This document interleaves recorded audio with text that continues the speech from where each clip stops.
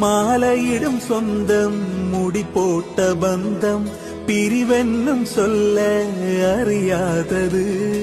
அழகான மனைவி அன்பான துணைவி அமைந்தாலே பேரின்பமே.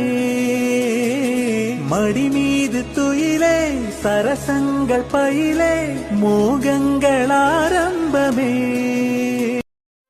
மாலையிடும் சொந்தம் முடி போட்ட பந்தம் பிரிவென்னும் சொல்ல அறியாதது. அழகான மனைவி அன்பான துணைவி அமைந்தாலே பேரின்பமே. மடி மீது துயிலே சரசங்கள் பயிலே மோகங்கள் ஆரம்பமே.